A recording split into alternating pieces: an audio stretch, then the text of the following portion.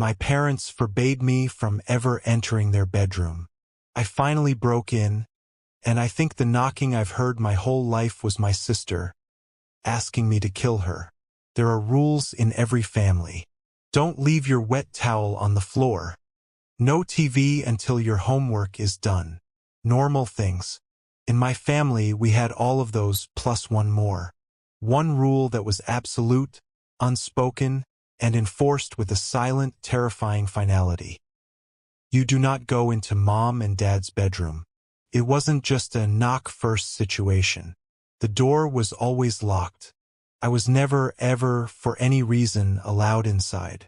Not to ask a question, not to retrieve a stray toy that had rolled under the door. That room was a fortress, and for my parents I was an invader. And from as far back as my memory goes, I knew why I wanted to go in. It was the knocking. It wasn't a constant sound.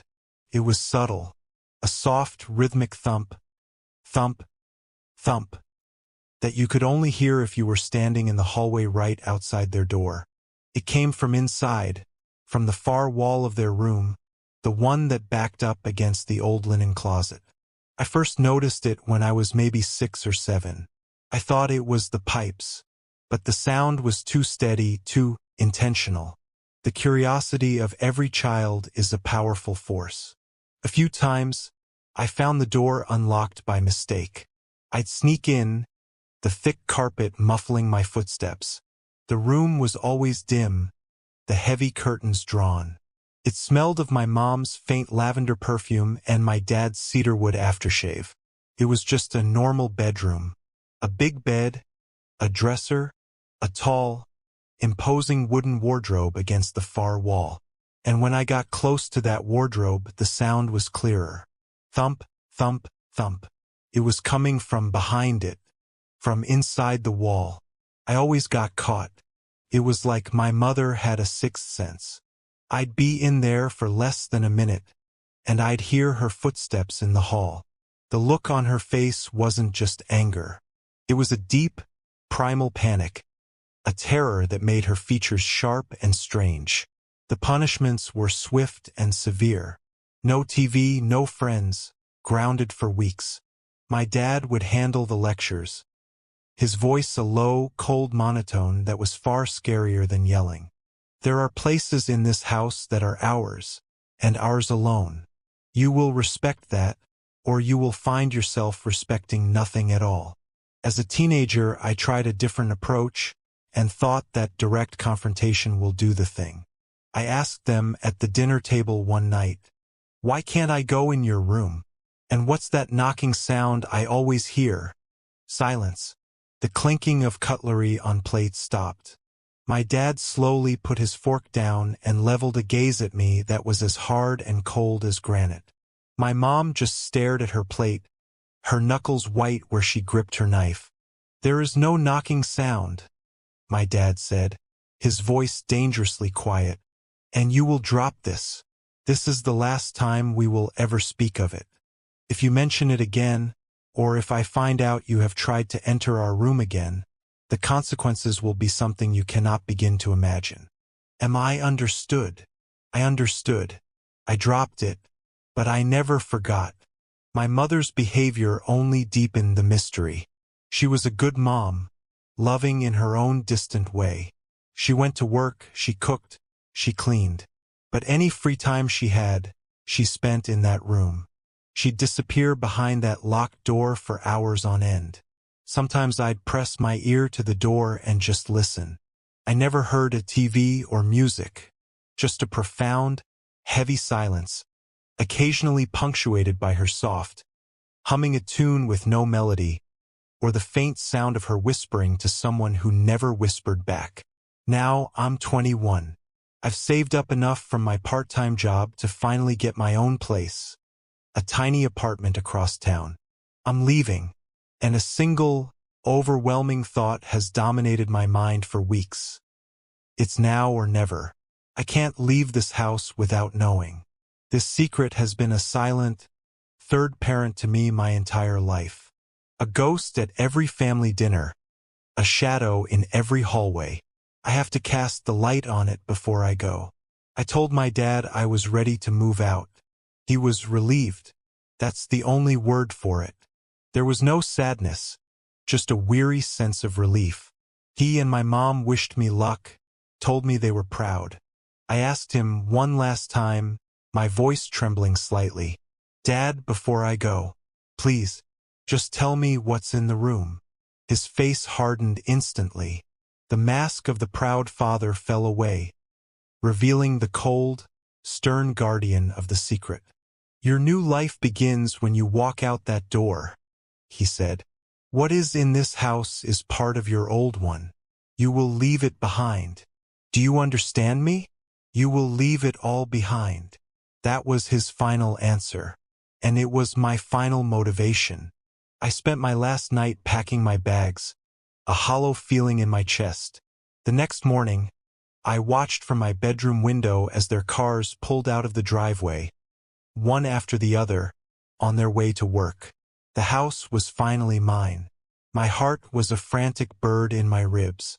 I walked to the kitchen, to the old ceramic cookie jar shaped like a smiling pig. It was where they'd always kept the spare keys. I reached inside, my fingers closing around a single, cold, brass key, the key to their room. I stood before their door, the key trembling in my hand. It slid into the lock with a well-oiled click. I turned it, pushed the door open, and stepped inside. The room was exactly as I remembered it. Dim, still, smelling of lavender and cedar. The big, dark wardrobe stood like a monolith against the far wall. And as I crept closer, I heard it, clearer than ever before. Thump, thump, thump. It was a slow, weak, but steady rhythm. A sound of flesh on wood. I knelt down, pressing my ear against the cold plaster of the wall, right beside the wardrobe. The sound was right there on the other side. My own breathing was loud in my ears. I don't know why I did it. Maybe I just needed to prove to myself that I wasn't insane. I spoke to the wall, my voice a choked whisper. "Hello? Is someone there?" The knocking stopped. The silence that followed was so absolute it felt like a pressure against my eardrums. I waited. Nothing. I was about to stand up, to write it off as the house settling, when a sound came back through the wall. It was a voice, a faint, dry, rasping sound. A feminine voice, stretched and thin, like a recording played on dying batteries. It spoke in broken, staggered syllables. I jerked back as if I'd been burned. I scrambled away from the wall, my mind refusing to process the words. Kill me? I must have misheard. It had to be something else. But the voice came again, a little stronger this time, a desperate, scratching plea. Kill me, please. This was real. There was someone in the wall, a prisoner. My mind went to a dark place, thinking my parents were monsters, that they had someone locked away. I looked at the wardrobe. It wasn't just against the wall. It was clearly, deliberately, blocking something. M system was flooded by the adrenaline. I grabbed the sides of the heavy wardrobe and pulled. It was old, solid wood, and it barely budged. I grunted, dug my heels in, and pulled with every ounce of strength I had, my muscles screaming in protest.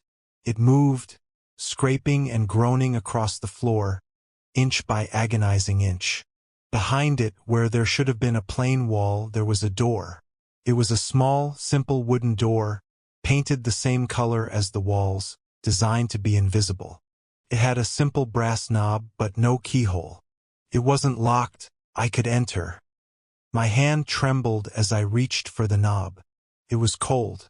I turned it, pulled, and the door swung open with a low, mournful creak, revealing a sliver of darkness beyond. I pushed it open the rest of the way.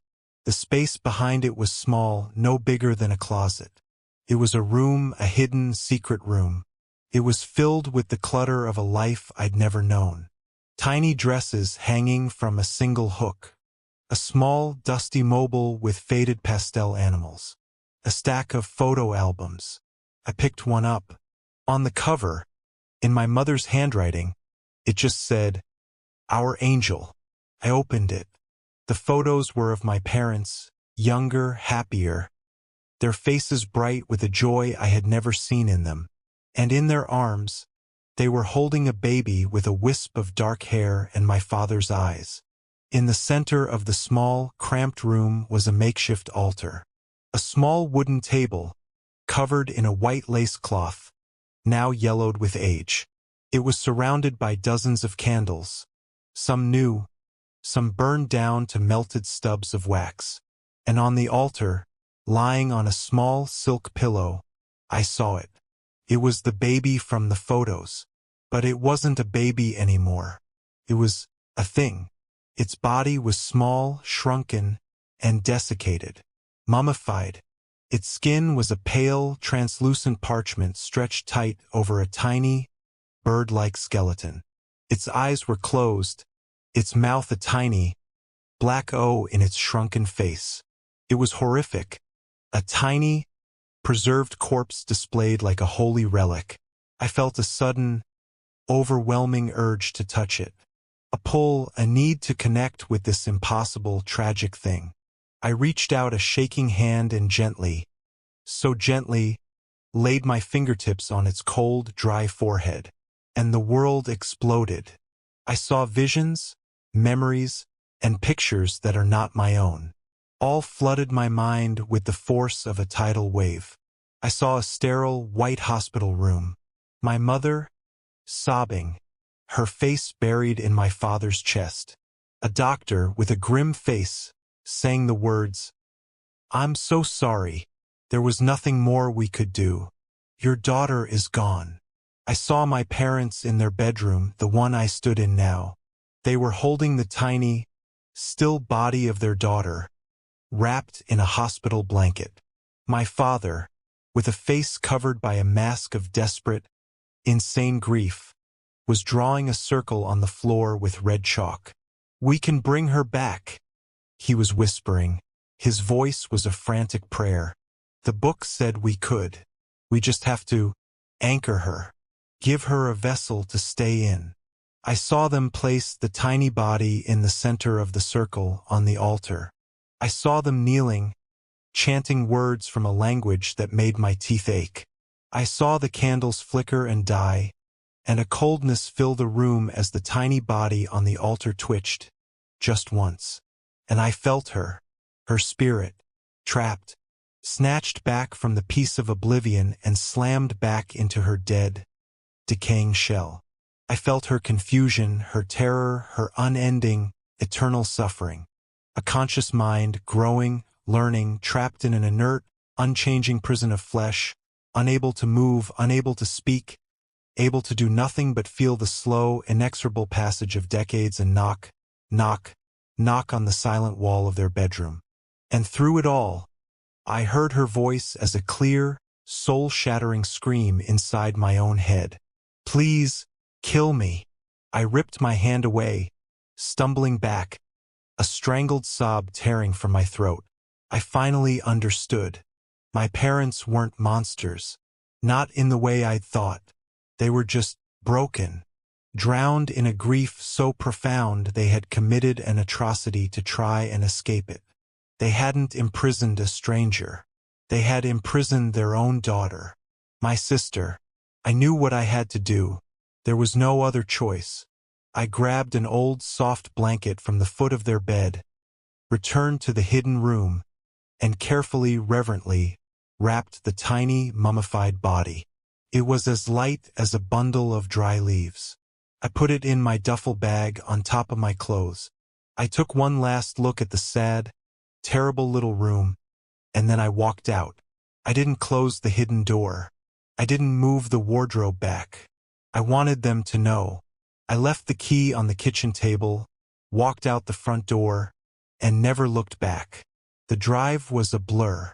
The visions didn't stop. I felt her gratitude, a wave of pure, beautiful relief, but it was tangled with the agony of her long imprisonment.